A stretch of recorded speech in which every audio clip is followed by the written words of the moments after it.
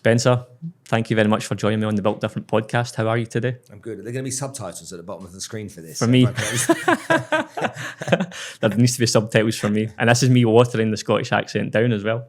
I interviewed the guys from Suited and Booted for my podcast years ago, but we couldn't publish it because we couldn't understand what they were saying. Do you want to know a fun fact? Glaswegians. Suited and Booted are actually sponsors of this podcast. Are they? Yeah. And I'm actually wearing some of their stuff just now. Oh, really? Okay. And we didn't even set that up. That's good. I like the boys. They're nice guys. They're really nice guys. So I first met the guys in Glasgow, and I've still to meet Calvin and Ryan, but it's in the diary hopefully for a few weeks. You haven't met them? No, because they've been all over Europe the last few weeks, and they're setting up in Saudi, and they're all over the place. Yeah, okay. Spencer, we could start loads of places. I've been when I started this podcast, I kind of always wanted to have you on, and you probably won't remember this, but a few years ago, I think it was on Instagram, you were kind of opening up your diary for people like me to get 30 minutes of your time, no strings attached, just for general business advice. And I took you up on that offer, and we had a call. I think you're in Cyprus at the time, and I needed that conversation at the time because I came on with all these crazy ideas. I was going to take over the world, and I had this little business, and you were kind of running through the numbers with me. So I was doing like £1 million of revenue.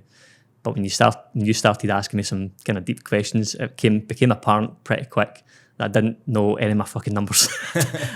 I didn't know my profit margins. I didn't know my gross profit, my EBITDA, my net profit. And you kind of reined me in a little bit and gave me a bit of harsh truth and gave me a kick up the arse, actually, which I'm actually really, really grateful for. And again, I don't expect you to remember that, but that was our first interaction. So I'm really, really. Was it on Zoom? Was it on the phone? Yeah, it was Zoom. Was it? Yeah. Wow. I've got a better tan now than I did back then. Okay, cool. So, yeah, I did every now and then. That was a few years ago. I would just say to people, okay, I'll allocate time because I like helping people. I don't like seeing people struggle. Yeah. And a lot of the time, people struggle because of little things getting in their way or blind spots. Yes. And to me, it's just like I can see those blind spots, and it's much easier when I've got a helicopter view as well of someone's business.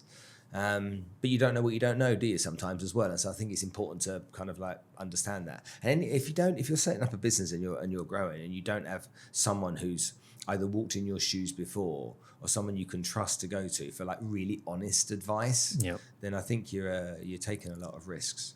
Yeah, because they don't teach you this stuff. I came from a family business that my mum and dad created. It was pretty successful for a long time. But that is completely, like, growing up through that business is a completely different thing than actually starting a business.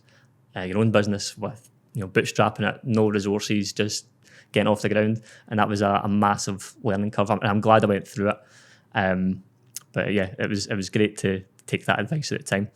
So the question I was going to ask on that is, do you still do those sorts of things? I know you maybe don't publicise it, but I think I heard you saying you do a walk every morning, and sometimes you still invite people to walk with you in the morning. Is that still something you do? So it's interesting you say that because this morning I did exactly that. Right. So I haven't for a while because what I used to do is I used to go to the gym, come back, and I used to say to people, if you want to have half an hour of my time, you can walk with me at 6 a.m. Mm-hmm. And what would happen is most people are like, well, that's a bit early, isn't it? Well, they're not my people, are they, really? Yeah. But there's one company here, a real estate brokerage, that just work with Germans. They're a German company working with German investors. And they always really liked that. And usually I go hiking on a Saturday, but the hiking group this Saturday were busy on holiday and stuff. And so I didn't go. And one of them contacted me and said, what are you doing tomorrow morning? Can we go for a walk? I'll come wherever you are. I'll come. And I'm buy you a coffee. Yeah. So we went and we walked for 2 hours, and just literally unwrapped his business again, gave him advice and answered his questions. And I find that quite fun because as long as I'm doing something that I can get a benefit from too, then you're bringing value. Yeah, and not bringing value. It's not so much just bringing value. It's just like I'm not gonna sit. I charge people $2,500 an hour, so I'm not gonna sit in a room and give people advice where I'm charging for my time. Why should they get it free and other people have to pay? But you want to go for a walk with me? That's your kind of like your way around the back door with me because I want to go for a walk anyway. So yeah. So you're well known for sales. You've got a lot of successful businesses. Blue Sky Thinking Group. you've got the food and is it food and security business as well, Smartcast? No, that's not my business. That's just a company I invested in some time ago. Yeah. And obviously the successful podcast, which I'd love to talk about later on as well.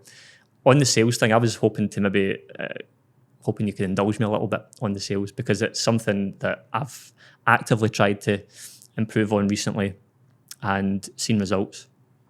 But one of the things that you're very keen on through the book and also on other podcasts that I've heard is the referral thing. You know, people underutilize referrals. They don't really ask for them. They don't have a system. And I'm guilty of that as well. Why is it that referrals are one of the strongest, in your opinion, strategies that someone should be using to get some sales into their business? The simple answer is compare it to every other strategy. So let's say we use a strategy of online lead generation. Okay, that's one strategy. Well, that's designing ads, creating an audience, spending money on ads. So that takes time and it costs. And you don't know the quality of what you've got. Let's take cold calling. Okay, it doesn't cost so much, but it takes a lot of time. It's horrible. Let's say email sequencing takes time. DMing, DMs to everyone on LinkedIn takes time. For me, I want the best quality lead I can get for the least price. And I think every single salesperson on the planet wants the same thing. The difference is I've learned how to do it, and I see the referrals as more important than the sale. So I meet you and I've got something to sell you, okay? You don't buy from me. That's the end of the relationship. I meet you and I tell you I work by referral and introduction, and I make you give me 4 or 5 referrals, and you don't buy anything. I've got 4 or 5 referrals to go with. Yeah, you've still got something out of that. I've got something. And so for me, it's like, and what you think about the type of lead, okay? You give me the lead of your dad, okay? So you refer me to your dad. I call your dad up. What's your dad's name? Gary. Hi, Gary. It's Spencer here. Your son Steven insisted that I call. Oh, did he? Yeah. I was with him in Dubai the other day on his podcast. He said I should give you a call, blah, blah, blah, blah, blah. Is Gary going to listen to me? 100%. Yep. Now, will he text you afterwards and go, who the bloody hell, Spencer? Probably. Yeah. Okay. But the fact is, yeah, I gave Spencer your number. Think about that as a lead. Yeah. That's a really warm lead, you know. Now, we don't know whether Gary is the right type of client for me. We don't know whether Gary is in a position to buy it. We don't know that yet.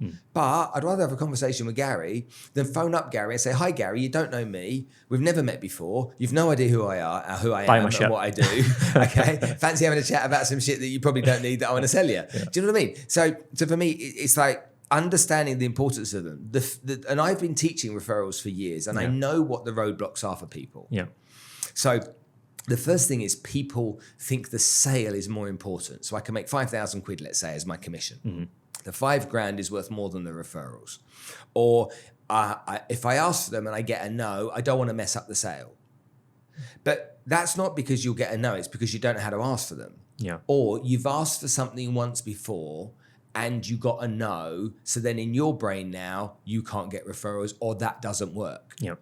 And so for me, it's really, really, really easy, because when I look at everything in the sales process, I'm not the best salesperson.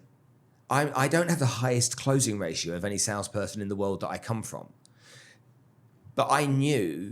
Is that true though? Because I know you've won various awards and you were leader in your industry for, 13, 14 years? Yeah. So you must have been the top sales. No. So out of every 10 people I saw, Yeah. the top salesperson, okay, out of every 10 people I saw, I wasn't the person that converted the most people. Right. The difference is I saw more people than anybody else. Yeah. So Top of the funnel. That's right. And so I had a very simple rule in place. It's like, I needed to have 15 new prospects in my diary every week. Mm-hmm. If I had 15 in my diary, I knew I'd see 10. Yep. Right, where were those 15 going to come from? Well, if I knew I needed 3 referrals to get 1 prospect in my diary, that meant I needed 45 referrals a week. Mm-hmm. Well, that's 9 a day. That's 4.5 in the morning and 4.5 in the afternoon. Okay, well, that can't be so hard. Now I've positioned that in my head. So I'd go out and I'd do my meetings in the morning, and I knew no matter what, I needed 4.5 referrals. Yeah. Okay. Now, if I could get 9 in the morning, Yeah. I was ahead of the game. Yeah. And so that was my challenge to myself every day, try and get the most amount of referrals. And so on these documents we used to use, there used to be listings of, 1, 2, 3 where you could fill the referrals in, yeah? Mm-hmm. And so I got all that changed and I put 15. Okay. And so I'd sit down with people and I'd open this folder up, and this folder in front would have 15 introductions, 1 to 15. Yeah. And I'd be like, right, Stephen, get your phone out. Yeah. And I'd ask for 1. Hey guys, Stephen here with a quick interruption to the episode, but it's for good reason. I want to give a shout out to the official sponsors of the Built Different podcast, Suited and Booted. These guys are a premium formal and casual wear brand with stores across Dubai, Abu Dhabi and Glasgow. And I've been working with them for a while now, and to be honest, I was actually buying from them long before we became partners. I'm actually wearing some of their products today whilst recording this episode. They're on a mission to completely change the tailoring game, and they're doing it. The service, the attention to detail, the quality of the products, it's all first class. They genuinely outshine their competition. And what I love most is that we are aligned on values. They're humble, client-focused, and all about creating a top-tier experience. That's exactly how I try to run things too. So whether you're leveling up your wardrobe, prepping for your wedding, or just need to look sharp for a boat party, brunch, or big business event, go check out Suited and Booted. Head to suitedbooted.com, or better yet, visit one of their stores. You'll get the full experience and you'll leave feeling sharper, more confident, and ready for your next big event. Now, let's get back to the episode. Once I asked for 1, I knew I could get 2. So would you prime that before anything? So when you had the first phone call with someone, a prospect that came, even that was a referral as well, I'm guessing. By the way, I like to work with referrals. Before we do anything, can we get some referrals in place? Is that something you would prompt or prime so beforehand? you build it into your presentation. So my sales process is very simple. You've got 4 steps. You've got rapport, which is get to know somebody, where you ask open-ended questions about their work, social, and their family, 15 minutes. Yep. After that, introduction. If you've got somebody to talk for 15 minutes, they'll then listen to you. So then you introduce your company, what you do and how you work, okay? But you'll also build in your terms of business. And this is where salespeople always get it wrong. They don't explain how their terms work. Yeah. So what I say to people is that, have you ever heard of the 80-20 principle? And people say, yes. Okay, great. Well, in my industry, this is how it works. Financial advisors, insurance brokers, they spend 80% of their time looking for new clients and only 20% of their time looking after clients. I think that's bonkers. I'd rather spend 80% of my time looking after you and then 20% of my time looking for clients. When it comes to looking after you, what would you prefer? I spend most of my time looking after you or a little bit? What does the client say? No, I'd rather you spend most of the time. Good, okay, we're on the same page. Well, the only way I can do that is I get the people that I meet to introduce me to other people that they know. Now, I'm not going to ask you that right now, but can I agree with you that if I'm really valuable, at the end of the meeting, we can explore that a little bit and see if I can get 4 or 5 introductions, assuming I'm valuable. Yeah. Does that make sense? And so people then say, and obviously yes. Yeah. And so then you get to the end of the meeting and you just say at the end of the meeting, tell me, what was really valuable for you today? And they go, well, that. Okay, well, what else was valuable? Oh, that was valuable. So you learned something. So it was a worthwhile meeting.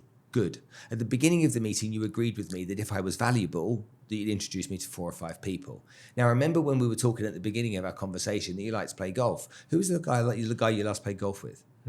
Bosh. Then I've got my first one.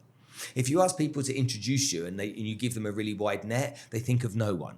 Yeah. But if I say to you, who did you play golf with last time? Okay. But let's say you've told me in the rapport building exercise, you're a keen paddle player. Yeah. Okay. Who did you play paddle with? Yeah. Okay. Yeah. Who was the last person that bought you a box of chocolates?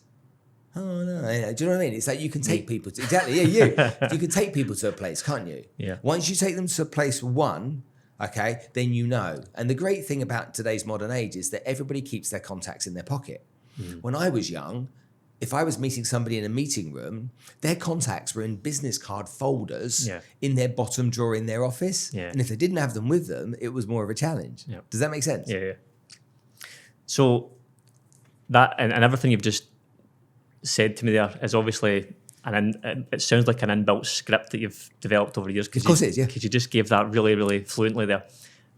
When it comes to training people, and I know you don't necessarily do the training part so much anymore, I don't think you do. You have a script for people that they follow. Is that kind of how it works? That you've got a rough script, ask these rough questions, and you'll get the answer. Is that how you tend to? So my belief is the following: arrogantly, if you want it to be, I have a process that works. You don't need to be creative. Just learn it. Follow the process. And do exactly what I tell you to do. And the people that do exactly what I tell them to do make a fortune. Yeah. The people that, but I don't like saying it like that. Oh, I know that's wrong. All that kind of shit. Yeah. They're not going to make it anyway. So the reason I'm asking these kind of tactical questions is we recently launched something and we've got a 74% conversion rate on the sales call. And it's a very simple 5-step script we're following, and it's gold. It's absolute gold. And I wish I'd What is it selling? So we've got a mentorship that shows people how to buy businesses. Okay. So it's a fairly warm audience because we haven't done paid ads or anything yet. It's mostly people from our LinkedIn and our email database and things. So it's fairly warm anyway. But the conversion rate is quite high. And I wish I'd got some kind of sales script like that, years ago, because I couldn't believe how efficient it actually was. And people, I think, I certainly done this, overcomplicate the sales process. I know this is a massive passion for you. People spend a lot of money on the marketing side to fill the funnel, but then they don't spend any money on the sales aspect to actually close. Why do you think people are quite happy to flood money into the marketing thing and not spend enough time and money on the sales aspect? They're scared. Because people don't like rejection. Nobody wants to be told no. And I've told this story a million times, but I was taught at the age of 18 years old what rejection really was. And I was taught how to handle it. Yeah. And, almost like Daniel's son in Mr. Miyagi, give wax on, wax off. I didn't know why I was being asked to do it at the time. And I thought it was a bit weird. But what he was teaching me, eventually I learned what he was trying to do. Just like when Daniel's son was doing all this, I was doing the same thing in my little world. People fear rejection more than anything else. So public speaking is terrible for people. Yeah. Okay, and I get that. Yeah. Standing up in front of a group of people, I get that. But the rejection, okay, and the third thing, the biggest issue people have, okay, is they care about what other people think. And it's kind of like public speaking, fear of rejection, and caring about what other people think. They won't do what they want because they fear what somebody they don't even know might think. Yeah. That's why people don't make content. So when it comes to sales, for me, it's like rejection is critical to success. Yes. Now, we say that and you go, yeah. Okay, we'll go and make 100 cold calls. Whoa, I don't know about that for a minute here, Oh, that's made me feel a little bit uncomfortable right now. It's like you've got to understand that whichever method that you're going to use, you need, what would the point of, in your analogy of they spend the money on marketing but not learning how to sell? That's like you and I going to have an operation and marketing is the anaesthetist. Yeah. And the surgeon is sales. Okay. Yeah. We've gone in there. Now we're out cold because we've counted to 10. No one's going to operate on us. Yeah. So what a waste of time that is. It's just pointless, isn't it? You know, we've got to make sure that skill is there. Now, some people say, well, I'm not made for sales. No, that's you're weak. That's the truth. You're just weak. Okay. You don't have the skill and you're fearful. And that's okay. Yeah. But until you face the fear and until you face it and look in the mirror, okay, you'll never get anywhere. These people that you help with their businesses are stuck. 9 times out of 10, they could turn their business around themselves very quickly. If they apply themselves, If they applied themselves. But they get into that bad habits, they get stagnate, they plod, they become journeymen, they lose sight of the goal, and they don't want to get uncomfortable. Yep. And it's like fat people. With the greatest respect in the world to fat people, you don't have control. And I mean that kindly. No fat person wants to be fat. Let's be really honest. No fat person sits there going, "Yay, I'm fat." Yeah, whoop-de-doo, I'm fat. They look at themselves. They're disgusted with themselves when they look at themselves in the mirror. They're ashamed of themselves. But it's a control problem. And then that's all about training your brain to understand what's important and what's not. And sales is a skill, isn't it? I know that's something you have. Just like something you can learn. All a skill. It's all a skill. It's all a skill. And every single skill you learn, you'll get better at it the more you do it because you'll gain confidence. Yep. And it will become second nature. And like you just said to me, you got that script about referrals, it just went like that. That's what happens to you. Yep. Just like the lawyer, when he sits down with that 995th person getting divorced, sits down, well, my husband's been this or my wife's been that. And he's like, yeah. Pretends it's the very first time he's ever heard it. Well, it's a unique situation and we'll solve it. It's the same. It's the surgeon that sits down, well, my this and my back or whatever it may be. I spoke to my surgeon when I had lots of spinal surgery about 10 years ago. And I said, why did you become a neurosurgeon? He said, well, I went to medical school for 6 years, studied medicine, and then I had to decide which direction I wanted to go in. I had to choose my discipline. And I read this book about this neurosurgeon that was a millionaire. And I thought, that'd do for me. Yeah. I want some of that. And I'm like, is that the real reason? He's like, yeah, kind of. And then I said to him, when you operate on me, obviously there's lots of stuff going on in my spine, my spinal cord and whatnot. I said, do you see yourself? He goes, no. He said, pound signs. Well, yeah, he just says, I'm an engineer. Yeah. And I said, is your drill like got a chrome cover on it? He's like, yeah. I said, is it all like kind of fancy? He's like, yeah. He goes, I'm just an engineer. I'm just working on something. He goes, I'm not dealing with your feelings and emotions. I'm dealing with the problem at hand. He goes, just like a construction problem. Yep. So yeah, it's not, don't overthink that. I'm just doing that. Yeah, the back, just you mentioned back, totally unrelated to anything. I'd done my back in last Saturday, and I didn't know you had back issues, but I was lifting weights at the gym on Saturday. My back just totally went, and I could barely get to the fucking car. I was struggling. So I got back I managed to book a physio at Cryo. That's what it's called now, physio, is it? Yeah, okay. yeah. So they basically just bashed my back for 4 hours. So I got to the physio after, I got back to the villa, and I was laying on the floor on the tiles, fucking contemplating life, like, what the fuck have I just done? Anyway, I got to the physio, and they managed to sort me out, but that's like 6 sessions later. Massage guns, electromagnetic therapy, all sorts. It's horrible back pain. That was the first injury I've ever had in my life. Nothing as serious as what you had, but I got a little taste of what it could be. Debilitating, isn't it? Yeah, big time.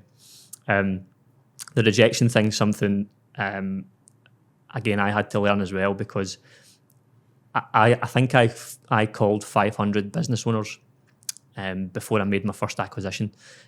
And the first probably couple of hundred were horrendous phone calls. I was just learning what was working, what was the common themes. And then eventually, once I got the first one done, I started getting several done very soon after. But you're right on the cold call, and even just rejection in general, people are really, really scared of that. Some of the businesses that we work with are terrified to go on socials. And we're saying to them all the time, you just need to get the first video out there. Like, no one's really going to... The people that slate you on social media are never doing more than you, generally speaking. So you kind of just need to ignore them if you get any bad. My mum said to me, say the following: what you think of me is none of my business. Yep. And I said that over and over and over again, over and over and over again. Yep. I couldn't give a shit. Yeah. Honestly, I couldn't give a rat's ass. I care that my 2 daughters love me. Yeah. I care that my wife tolerates me. My mum and dad love me. Okay. But I really couldn't give a shit. If you don't like me, that's okay. Yeah. Nothing's going to change in my world if you don't like me. That's just a problem you've got. We don't need to be friends. You can unfollow me. You can block me. We don't need to come into our lives. There's 8 billion people on the planet. How ridiculous must I be if I think everyone's going to like me? Yep. There will always be people that think you're great and think you're shit. And then there is the vast majority of people on the planet that don't even know you exist. Yeah. They don't even know. Totally. There's people that have looked through your social media that still don't know you are. Yeah. There's people that have given you 30 minutes worth of advice on Zoom that can't even remember. Do you know what I mean? Yeah. It's like you have to remember that. Yeah. I heard Tormozy saying something on Chris Williams, and it's very true. Like, no one really thinks about the Queen anymore. She only died a couple of years ago. No one stops to think, oh, the Queen's dead. Like, things just get forgotten. So, and news moves very quickly now. Yeah. Okay. Years ago, when social media was first a thing, if somebody posted something that was negative about somebody else, they'd be mortified. Yeah. Now, okay, the news lasts hours. Yep. You think about like big news even lasts hours. You look at how COVID was ended by Ukraine war overnight. You look at what happened with the Gaza conflict and how the news changed immediately to Iran. Yep. Okay, you see these things change on a penny. Okay, we'll remember who won Wimbledon. We won't remember who came second, but we'll remember who won Wimbledon for a day. Yes. Because the newspapers will change. And because it was a newspaper back then, we had it for the day. And we might read yesterday's. Yeah. Or we might read the weekend supplement midweek. We might. Yeah. But you don't do that now. Because there's so much news coming at you, so much information coming at you. Overwhelming. Okay. And so all you're doing is taking in the latest thing. Yeah. Are we talking about the tower that caught fire down in the marina, just a couple of weeks ago? No. What? What tower? my granny used to say to me, because old people have the best sayings. She said, "Today's news, tomorrow's chip paper." Yeah. It's bang on. But that's because we used to eat our chips in newspapers. So did that. You did. I'm not that old. How old are you? 33. You didn't do that at all. There was a chip shop where I lived that used to give you in newspapers. Real newspaper? Or Yeah. Well, it was kind of looked like printed ones. Yeah. So, podcasting. Uh-huh. You've got a super successful podcast, in my opinion. You've interviewed some amazing people. What was the reason for starting out in the first place? Raj Katecha, who I've got a lot to thank for, was running some social media work with me. He helped me do my first lives and stuff like that. And from Manchester, and he was just, you need to start a podcast. And I was like, what's a podcast? Yeah. And he says, so then I just ignored him. And 3 months later, he was like, you really need to start a podcast. So a year later, there's me standing there, and I remember it vividly. There's me, I've got a desk in a spare bedroom like this. On top of the desk, I've got a coffee table. Okay. And on top of the coffee table, I've got my laptop. Yeah. Okay. Yeah. And I've got my script for my first ever podcast episode. And even then I'm like, what the fuck am I doing this? I don't want to be doing this. Yeah. And so that's how it started. All those years ago, like so many episodes ago. And I think there's some interesting people. One of the early ones was a girl called Sarah Al-Madani, who's quite well known here. She was in the Housewives of Dubai and stuff. And she's a local lady who didn't want to come to my house for the podcast. She's also a local lady that I didn't want to come to my house for the podcast. Right, okay. So we both didn't want to do it. and she came, and we became firm friends straight after it. And so I started to realize it was a way of building relationships. But if I'm really honest, right at the beginning, I didn't want to do it, and I didn't have a clue. Yeah. And I was talking to Lewis Howes about this from School of Greatness, and I'm like, how many episodes did you do before you realized you knew what you were doing? He said 500. He said the first 500, I didn't have a clue. He said, and he goes, the penny dropped after 500. I think a lot of people with podcasts, because it costs money. So do you know what the stats are? Do you know the stats? Yes, well, vaguely. So it's because I heard a guy called James blurt on your podcast, and that's the first time I heard it. Okay. So it was like... there's 5 million started. 300,000. 380,000 that have done an episode in the last month. And then, no one really gets past 7 episodes, and then definitely not beyond 21. Is that right? Yeah. So it's interesting, isn't it? Yeah. So people start it with good intention, and they start it and then they give up because there's time, effort, and energy involved in it. Yeah. And so if you're not doing it all yourself, then you're paying somebody else to do it. And so you've got to find money. So then you do 7 episodes and you don't make any money. Well, now that, maybe let's say you're 500 quid a time out. Well, that's just $3,500 I've just spent. Yeah. Where's my money? And it's like anything. It's like if selling anything. If you don't have a strategy to make money, how are you going to sell anything? Yeah. I find that quite funny, You don't have a strategy to sell anything, how are you going to make anything? Let's say you and I are selling photocopiers, okay? Yeah. Or whatever, okay? We're selling anything and we don't have a strategy to go and find prospects to buy the product. Yep. How are we going to make any money? Yep. That's the same with podcasting. How are we going to make money out of this? What's the strategy?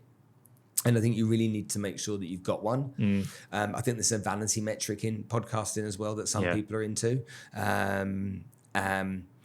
But you also have to remember that although podcast content consumption is greater than most other consumption, the fact is discoverability of podcasts is very, very difficult. People find 3 or 4 podcasts or 5 or 6 podcasts that they like in their Spotify, their iTunes or whatever. There's no room for you in that. There's not just there's no room. People don't know where to look. Yeah. Where's the information? Where's the top podcast information in the back of the newspaper every week? Yeah. Where's the podcast being spoken about? And so you need to have a marketing engine behind it. And you can take Bartlett. Steven's done a great job at marketing his show. But he's done a really good job of marketing more than he has done of podcasting. Yeah. If you look at some of the best podcasts in the world, in terms of size, they're in America.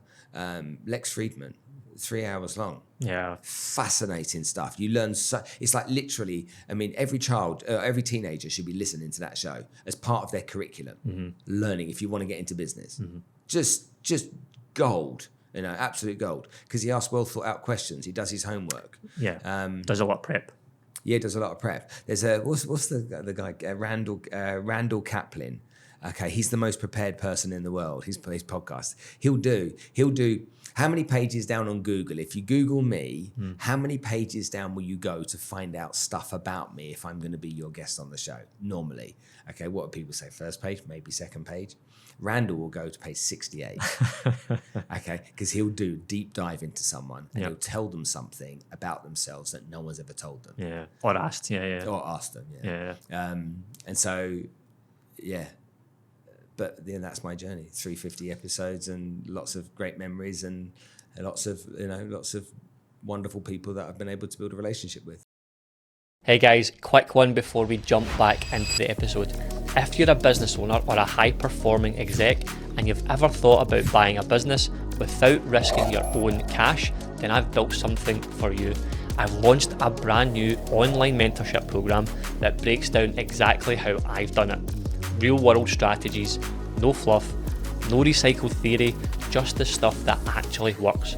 If you want to learn how to find deals, structure them properly and start building real wealth through acquisition, then click the link in the show notes or description and I'll see you inside. Now let's get back to the episode.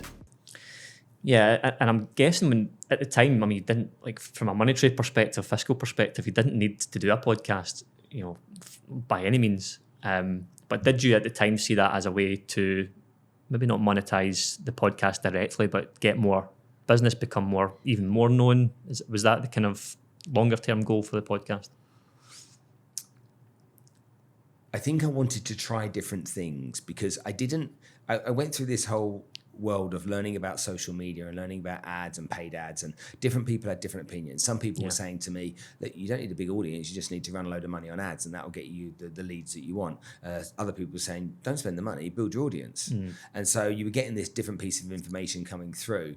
I learned that I was very curious about how people think, work and operate, and because I'm very curious, I go down a rabbit hole with some people because I want to keep digging until I get to the bottom of something myself. I really want to find out about really what made somebody do that. So I knew that was not a skill that I'd learned for podcasting, but I had that skill beforehand. I didn't look at podcasting as a way of building an audience. I looked at the beginning of podcasting as a way of meeting people. I still think that if anybody wants to make a load of money in whatever industry they're in, a podcast is an incredibly good lead source because I mean, when COVID started, I do one episode a week. When COVID started, this lady, Norina, I can't remember her name, she said, Spence, will you come on my podcast? And it was obviously all online, yeah? I said, yeah, how you getting on? She goes, yeah. I said, how many episodes you doing? She goes, I've done 30. I'm like, well, congratulations, well done for getting started. I said, then when did you start? She goes, 30 days ago. Oh, wow. She's doing one every day. That's commitment, yeah. Okay, and I'm like, holy macaroni, mother of God. And I'm like, you're doing one every day? She goes, yeah. I said, why are you doing one every day? She goes, the more people I meet, more business I do. And she just said that, just like that. More people I meet, more business I do. And I was like, wow. Makes sense. So imagine if you were doing a podcast every day. You had a podcast, you were inviting all of your 10 dream prospects, your 100 dream prospects, your 100, whatever. Okay. Well, I've got a referral sheet that I'm going to give you later too. but you imagine being in that situation where you and I have both got the benefit of having a podcast. If I wanted to do a load of business, all I've got to do with my podcast is invite, 100 people on the show or 50 people on the show. And instead of doing a podcast once a week, instead of doing it face to face, do it online, or failing that, get a microphone and go and do it in their office. Okay, go to people's offices, put the Zoom H6 recording device, chuck a microphone in one person's hand, you have another one, tell me your life story. After an hour, that person's eating out the palm of your hand. How can that not turn into a great prospect for your business?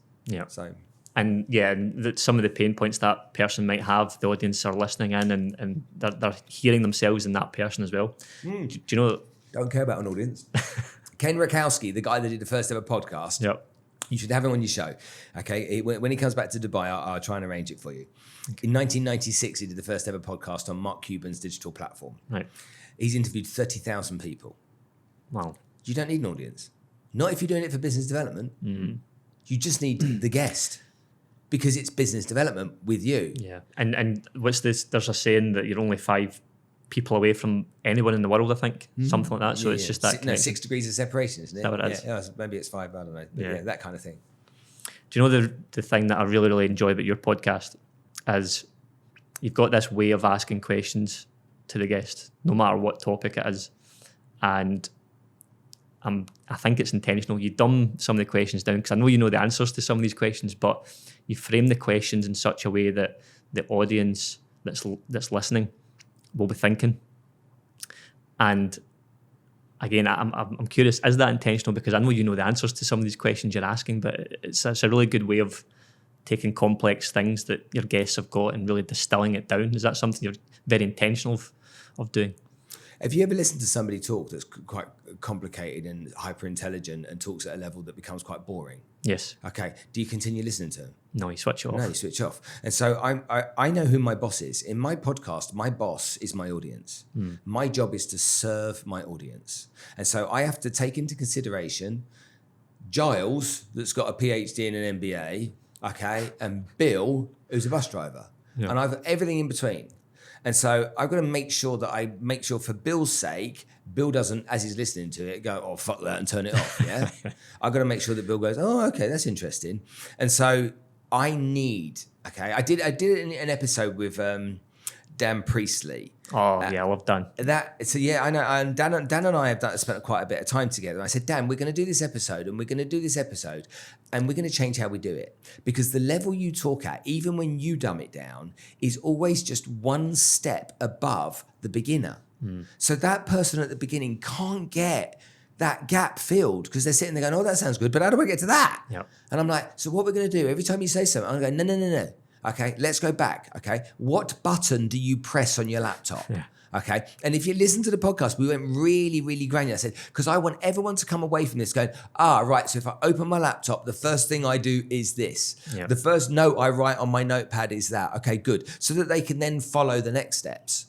And my audience absolutely loved it. They were like, my God, I didn't realize this. I didn't realize this has unlocked the key, or the key that's unlocked the gate, all this kind of stuff. It was like, Spence, at last I now get this.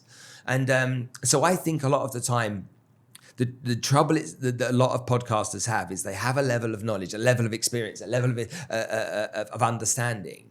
And so they go in at that level. Thinking everyone else is at that level and they're not. I'll give you an example. At the beginning of the show, I said to you, what do you do for a living? And what you did confused me. Yeah. Okay, because you didn't know how to say what you did for a living. Yeah.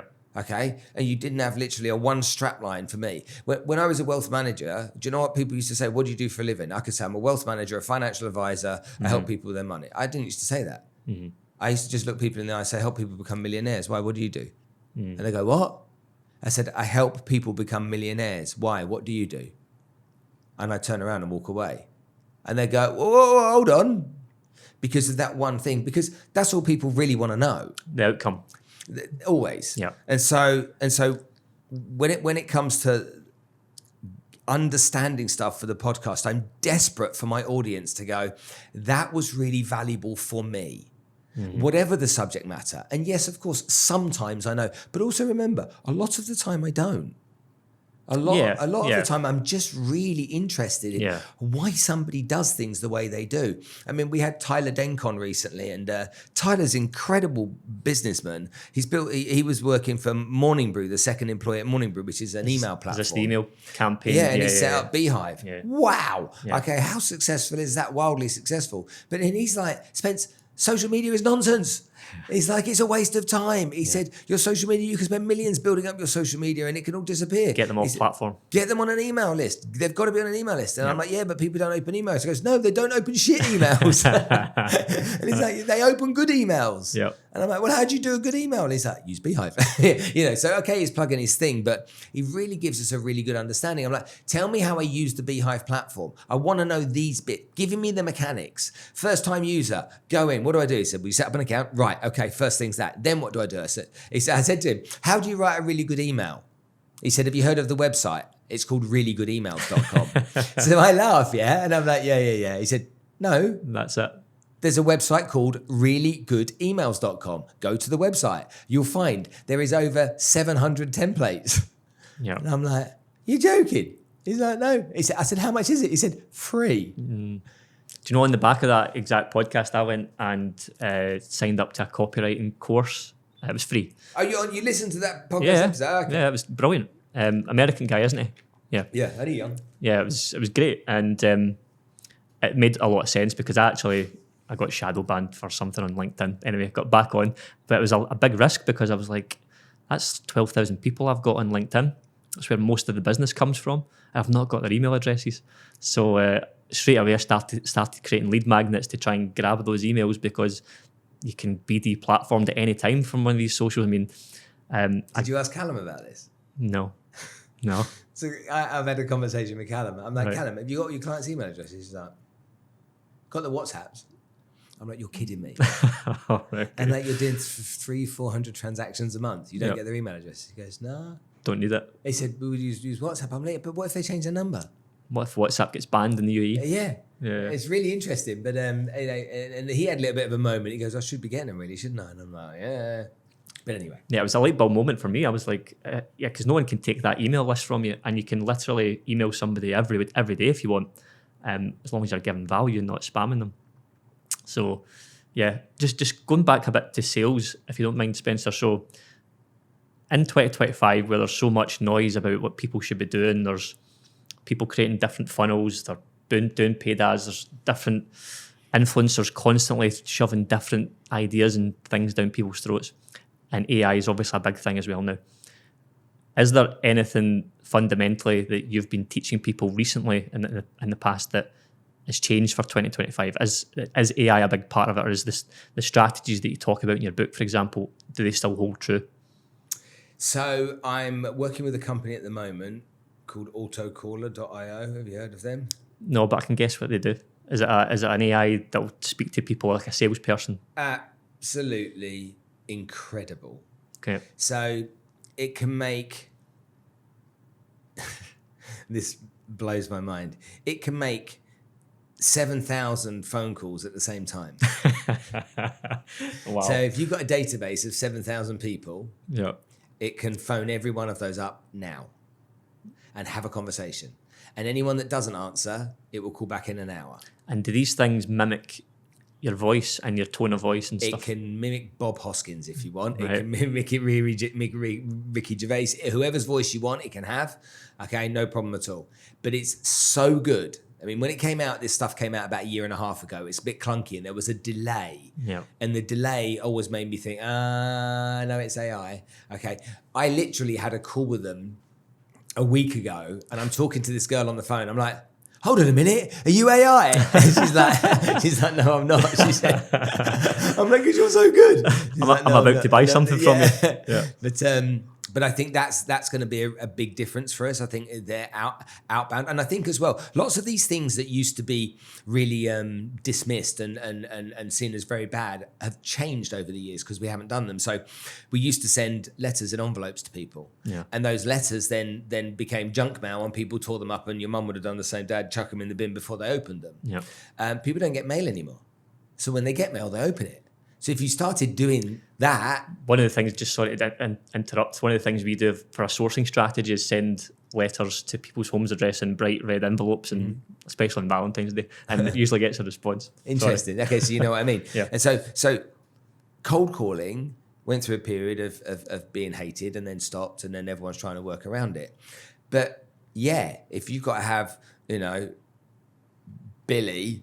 okay, who's 19 years old in his first job cold calling your 7,000 people database and you're trying to teach him how to cold call, you're probably going to struggle getting results and he's probably going to face so much rejection that he jumps off a building at the end of the day. Yep. But if someone can call all of your prospects, follow up with them, unemotionally, follow up with them until they surrender, then nurture them until they surrender, until they become something or until they go in the bin. Okay, that's very powerful because then all you need to do is keep getting data. Find more data, because they're going to take that data. I'll give it a really good example. In my medical insurance business, every company here in the UAE buys medical insurance by law. Yep. They all have a renewal date. So let's say you have a company here and the renewal date is the 1st of January. Right now, talking to you about your medical insurance is probably a bit pointless because it's not until the 1st of January. But if you're a company, probably October's a good time to start looking at what your needs are and everything else, yeah? So 90 days ahead of that. So 1st of January. So I need to know when everyone's renewal dates are.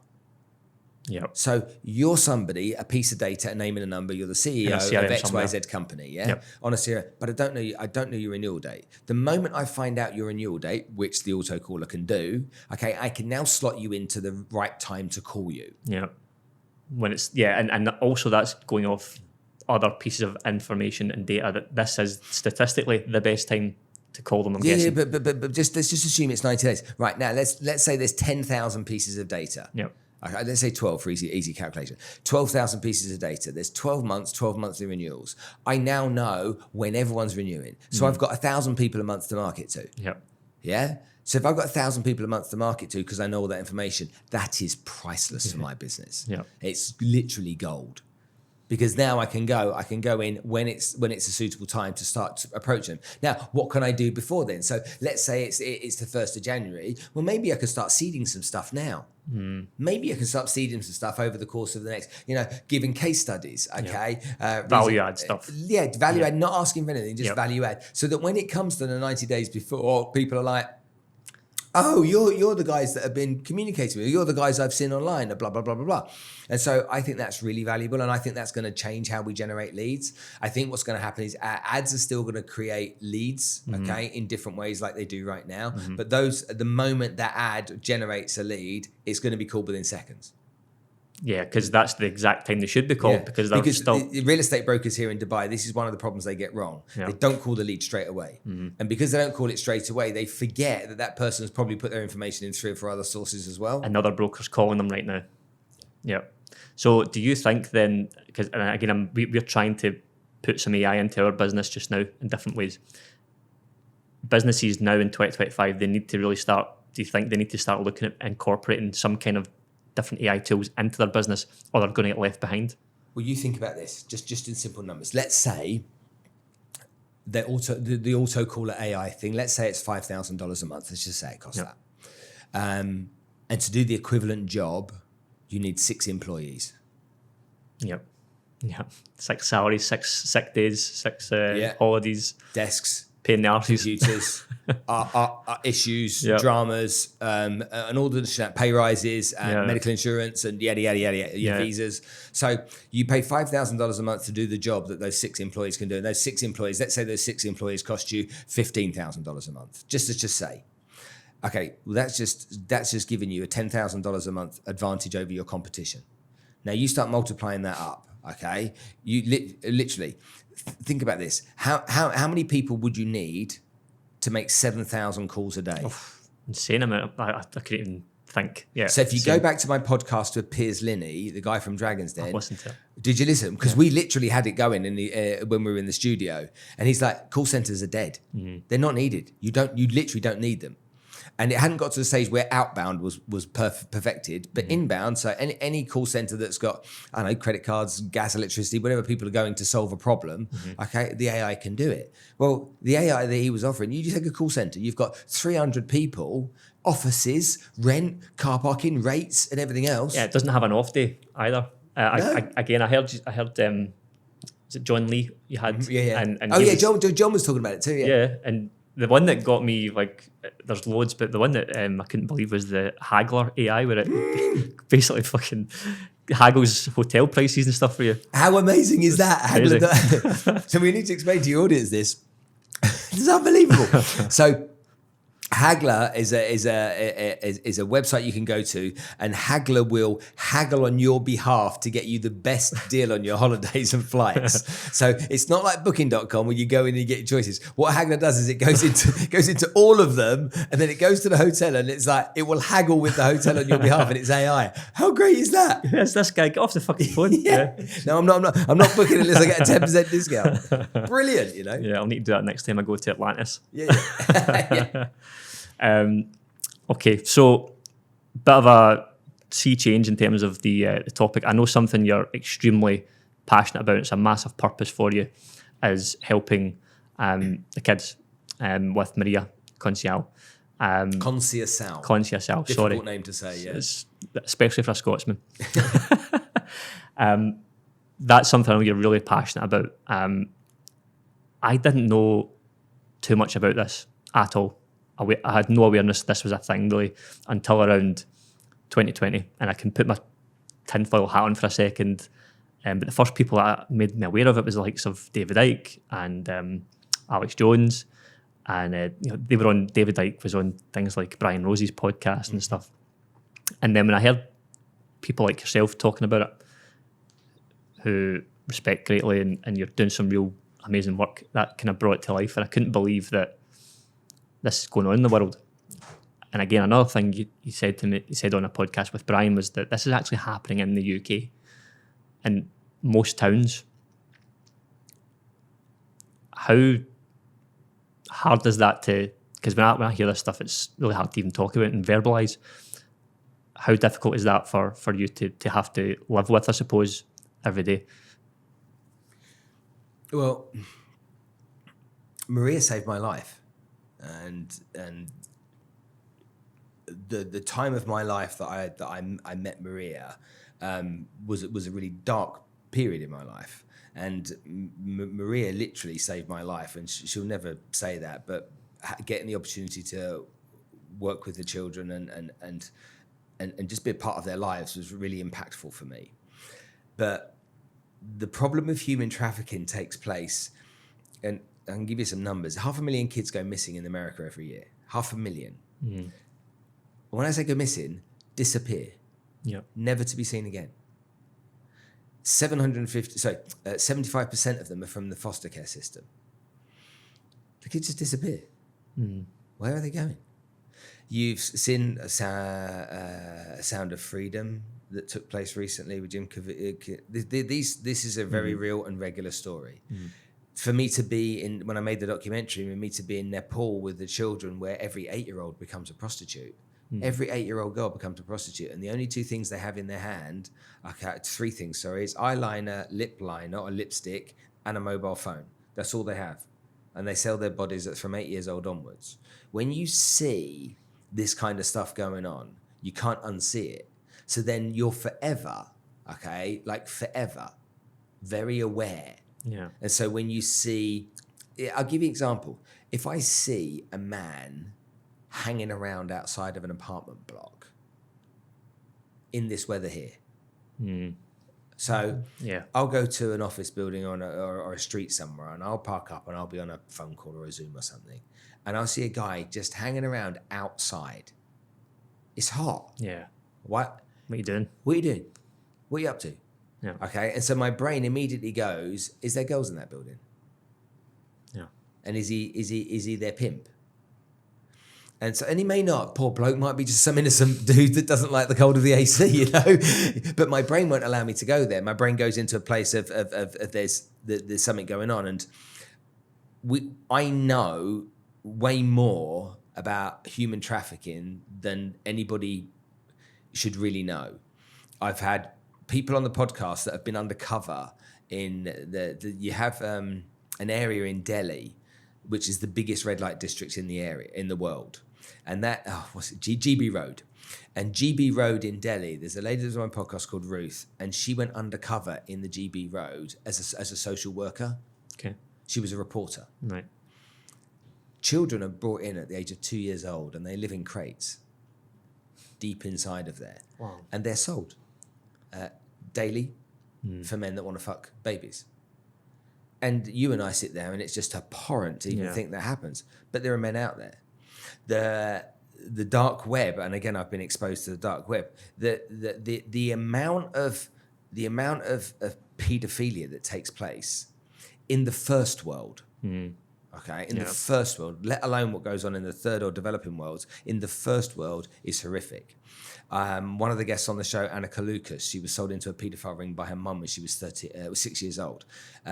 Annika came on my show. She was a groundbreaking episode for me. She sent me an email last week for the first time in 5 years. And she sent me an email. She said, Spence, I've always thought about doing another episode with you. The episode was so powerful, it changed my life. Are you free to catch up? You know what? Only last week, I was with the team talking about doing a new series called Heroes. Well, so it's just... And she is one of the heroes. Yeah. And it just mind blowing. Anyway, so I obviously she was involved in and she wanted to do another episode. I said, you can't tell your story again because I know it now. My reaction's going to be different because I know it. I said, it's that first reaction that people saw of me hearing this for the first time, that's what people connected with. It's like, whoa, hold on. And she's like, yeah. She said, we can't. She said, but there's a certain guy called Epstein. And she said, it's in the news a lot at the moment. And what's going on with Israel's in the news a lot. And she goes, and I know the Zionists are in control. Yeah. And I know the Zionists, Jeffrey Epstein was a setup. She goes, and I know this. And so as she's telling me this kind of stuff, you're just getting exposed more and more and more to this type of what's going on right now. Yeah. And we're in every single city on the planet, every single town in the UK, it's going on. Okay, it's going on council estates, in rundown areas. It's going on where children are abused. Okay, they're abused all the time. Okay, it's going on, and paedophilia and child rape is just insane. And there doesn't seem to be a lot of effort to stop it. And a lot of the time we see people that get into power because they're so powerful, they think they're above the law. Yeah. And so they can do anything. And it's a little bit like this, and it's really brutal to say it. You're 16 years old and you lose your virginity for the first time and you have sex with your sweetheart, whoever you're dating at the time. Yeah, I've lost my virginity, have sex. Okay. And then time goes by and you have sex in different positions and you try different things and she dresses up for you and all this kind of stuff. And it gets better and better and more exciting. And then it's been more exciting and now it's whips and chains and it's more exciting. And now you're rubbing blooming chocolate butter over each other, blooming whatever, make it all fun. Well, maybe we should do it with another girl. Okay, let's have a threesome. Okay, maybe we should do it with another couple. Let's have a foursome. Maybe we should let's have a gangbang with our friends and let's just do it all together. Yeah. Okay, maybe we should video it. Okay, maybe we should do this, and it gets more and more and more until that's the satiation it loses itself. So then, what do we want now? Okay, so as we get older, the guy's 25, 28, 30 years old, and it's no longer does he want to be with a 28-year-old woman because they're starting to get old and wrinkly in his mind. So now he wants a 25-year-old, or maybe he wants a 21-year-old, or maybe he wants an 18-year-old. Okay? More extreme all the time. All the time. And because of that, okay, there becomes this this acceptability. Yeah. Okay. And then you've got on Pornhub, you've got barely legal. Okay. Oh, barely legal. What's that? Okay. That's 16-year-olds. Okay. And so it leads into this. And then you've got this issue with porn. And so the issue with porn, okay, is that it makes the young person who's never had sex before think that porn's very different to what it actually is. Porn online, and you're 15, 16 years old and you're starting to be in that world in your mind. Porn isn't about love. It's all staged. Porn isn't about respect. Porn isn't about anything apart from, depending on what you're watching, extremities. So we look at that. We look at politicians that are in power. I mean, Annika will talk openly about the Rothschilds. She'll talk openly about the Rockefellers. She'll talk openly about the finance minister of Belgium raping her. Really? Openly about it. And so this kind of stuff goes on. So if it goes on right at the top, okay, then you look at the Epstein files, that they believe that what happened with Epstein, okay, is that it was set up by the Zionists to get politicians, movie stars, big celebrities into an environment where they could catch them. Okay, so they put them into an environment, they make them have sex with young girls. Okay, the movie star, the politicians thinking it's all great. So it's like blackmail. Yep. Yeah. Okay. Absolute blackmail. Okay, and that blackmail means now I've got you. Yeah. So now the Zionists are like, no, you're going to vote for what we want. Yeah. Oh, really? You're not going to support us for Palestine? Oh, really? And so that's what's happening. And you and it's very well documented. It's not me that's originating this information. It's well documented, but it makes a lot of sense. Yeah. And there are just so many examples of young girls that have been abused so badly, okay, that have come away from it, got away from it, okay, and been able to tell a story that you can't ignore that. So it really moved me when I first learnt about it. So the girls in Bangladesh, at the age of 12, they have to get married to men that are around about 30. They get pregnant at the age of 12 when they're having their first period. They can't survive childbirth. And so what do? You either run away, okay, or die.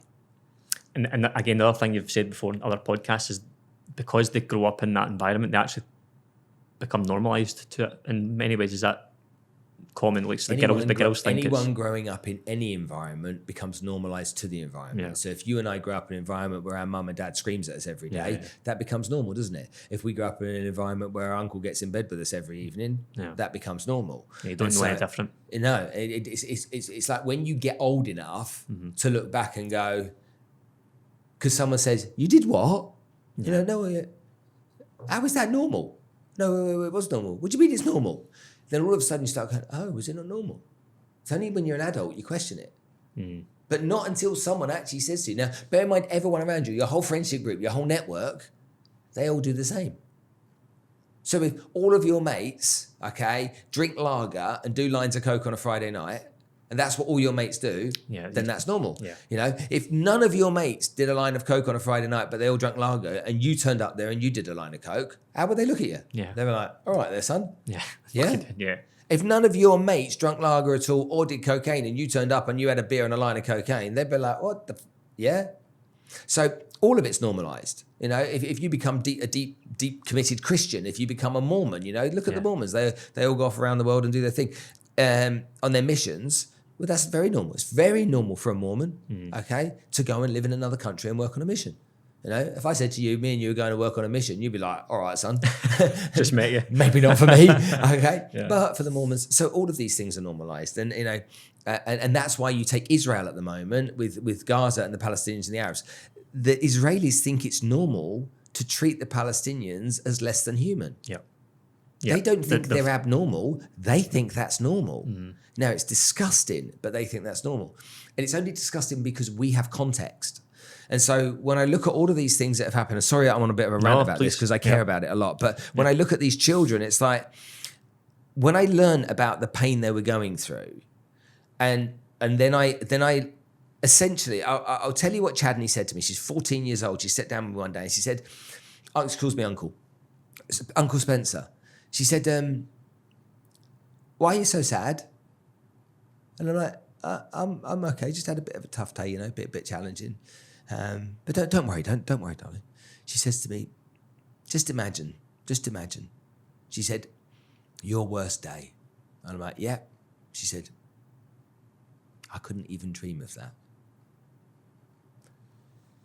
Wow. I just sat there and I'm like, how did you get so wise? Yeah, this profound. 14-year-old girl just sat there and said to me that my worst day was beyond the wildest dreams of her best day ever. And in that moment, I stopped thinking about myself, because when we're down, we think about ourselves. Yeah. All of a sudden, I realized that I'm creating a story in my mind. So just like you were when we spoke off camera at the beginning about that subject matter, it's a story that we create. It's not necessarily true. Yeah.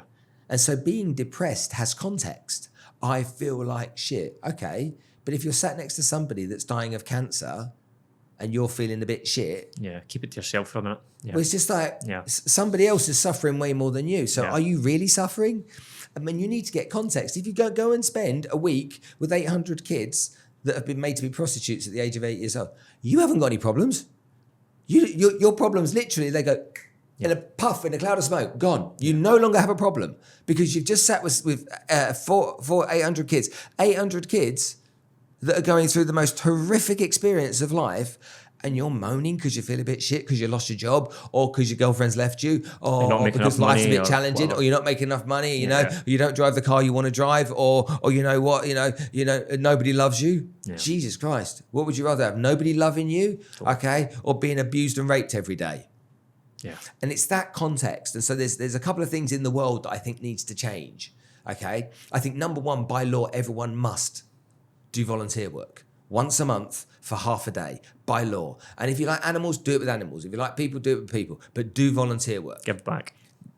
I don't give a shit what it is, but work in service of someone else or something else for half a day a month. Mm-hmm. If that was law, I think our world would start to change.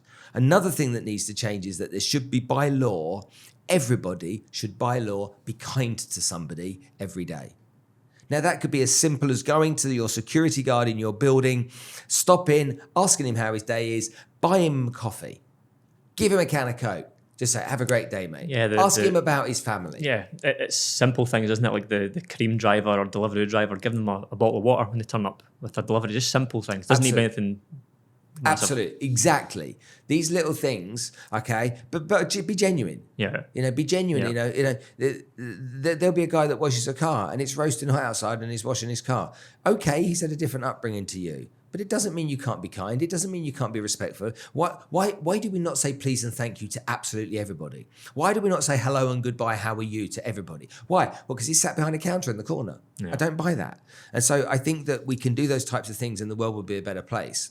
And then I think anybody that suspects anybody of treating another human being badly, you should be made by law to be a whistleblower. Mm-hmm. Because I think people should be talking. Yeah. That's all. But anyway, there's my rant. I'm sorry. No, don't apologise. I won't take too much more of your time up, Spencer, but just on that, what can the average person do? Because I listen to these stories and think almost you're helpless. What can I do? What difference can I make? Yeah. It's easy. When Maria, and her story is fascinating, but when Maria first decided she was going to help the kids, mm-hmm. she Googled how to raise money for charity. Everest. Yeah, but she said, oh, how do I help? I don't know how to help. I better type in she typed in how do I raise money for charity? Came up Everest. Yeah, so she climbed Mount Everest. We can all do the same. We can all say, how can I help? Type it into Google. Ask your GPT, get Chat GPT. Okay, or go on to search for volunteer work. Mm-hmm. You'll make the best friends you ever make volunteering. You don't make them in the pub. Yep. You'll make incredible friends for life if you volunteer because you have shared values. Yep. And we all like people with shared values. Totally. We all like kind people. Okay, and we all have got time for people like that give in service to others in some way. Mm-hmm. That's why people that are religious, they stay around each other. If you go to the congregation, to the church every Sunday, those people are all people of God and people of the Bible and all that kind of stuff. And they're kind to each other. And so why does it have to be a church community? Why can't it be a community of volunteers? So that's something you can do. Giving money a lot of the time is not important. I'll give you an example. Milos, one of my friends, Milos has just lost 25, 30 kilos. He's been on this big weight loss thing and done a really good job. And Maria said to me, Spencer, Milos took the girls out for dinner the other night. Right. I'll have to show you because it gives it context. Yep. And so Maria. Sorry, guys, for the podcast. And all good. So Maria sends me this picture. She said, Spencer, okay. Spencer, so just so everyone knows, okay, it is true, yeah? Okay, Spencer, what does it read that? Spencer. Spencer. Thank you, Milos. Invited the students for dinner. Okay, invited the students for dinner. Okay, some of the girls have all had dinner, okay, the other night. Okay, with Milos, yeah? Lovely, yeah? Lovely thing. Nothing more than that, lovely thing. Milos comes to the gym the following day. He said, I can't tell you what an impact that had on me. And I'm like, tell me what happened.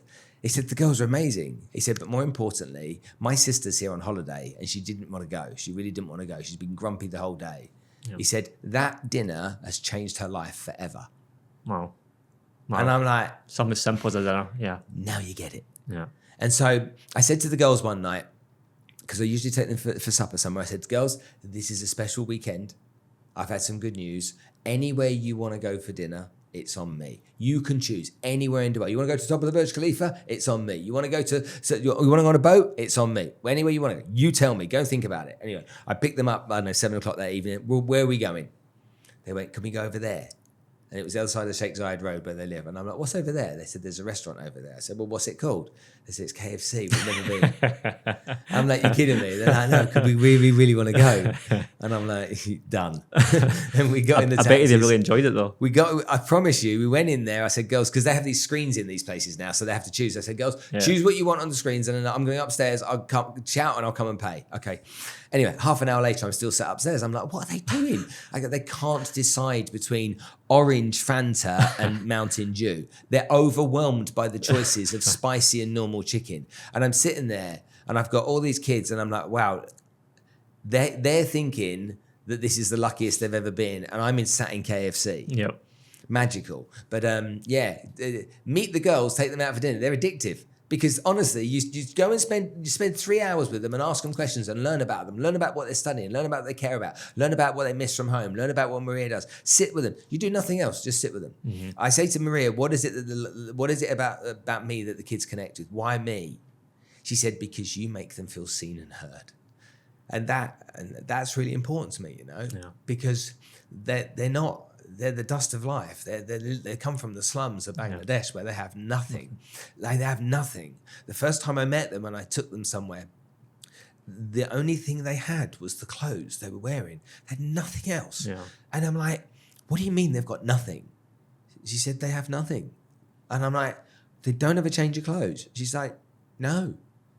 And all they really wanted was somebody just to listen to them and hear their story and engage with them. They just wanted to be like, we all want to be just respected. Yeah. We just want to be equal, don't we? We don't want to be, you sometimes meet important people or TV movie stars or pop musicians or celebrities. And it's, oh, you're up there. And it's just like, it's okay me thinking you're up there. It's not okay you thinking I'm down here. Yeah. Okay? So if I want to put you on a pedestal, I can do that. But how dare you even put me as dirt down there? Yeah. And that for me is the bit that I never want the kids to feel.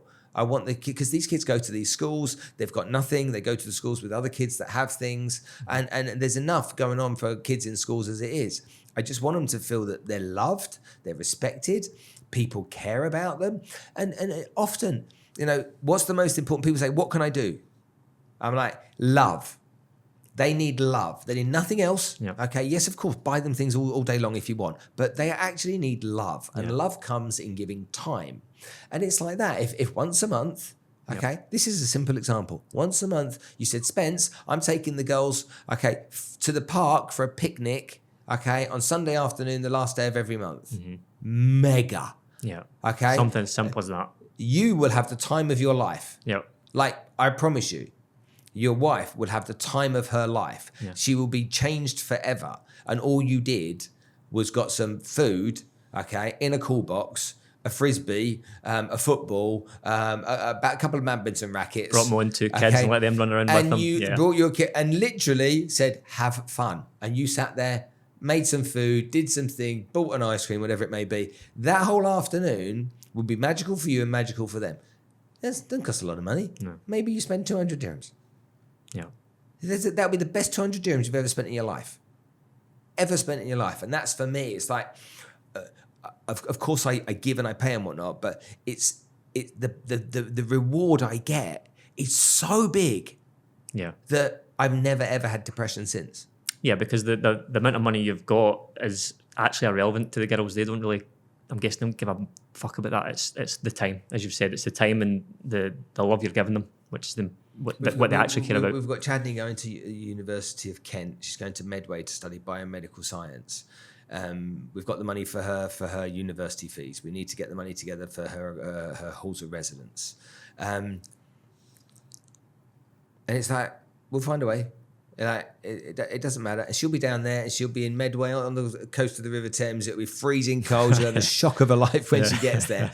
But this kid from the slums of Bangladesh is going to study biomedical science at the University of Kent. Do you know how much credibility and kudos she has in her world back home? Yeah. Have you known her whoosh. Have you known her for a few years? Yeah. That must be so cool. Yeah. Mega. Yeah. Like mega. I mean, I get it all the time. I probably haven't got it. But school reports last week. Got the school reports. Okay, who's got the A's? Who's got the B's? Who's got the C's? One of the kids has got a load of D's. I'm like, what are you doing? She's like, I don't really get to school. Okay, she's grateful that she's there, but she's not the brightest kid in the world. But Sherjo, she's amazing. She's got such great. Chadney's amazing. There's just so many of them. Wonderful kids. Wonderful kids. Amazing. Yeah. Final point from me on that, Spencer. So you've been very generous with your time. Like although it's such a dark topic, there's light on the other side, and that's you can get depressed. When I started learning about this back in 2020 during COVID and hearing David Icke talk about this stuff, and I just felt like this is absolutely overwhelming. But hearing people like yourself do the things you do, it brings a bit of light, and there's actually things you can do to impact it. So yeah, thanks for sharing all that. Spencer, I've really, really enjoyed this episode. Been wanting you on the podcast since I started it. I feel like I've completed the podcast game now. So yeah, really appreciate it. Thanks for your time today, and I'm sure the audience will get a lot of value from this episode as well. I appreciate your time. Thanks for having me, mate. Thank you so much.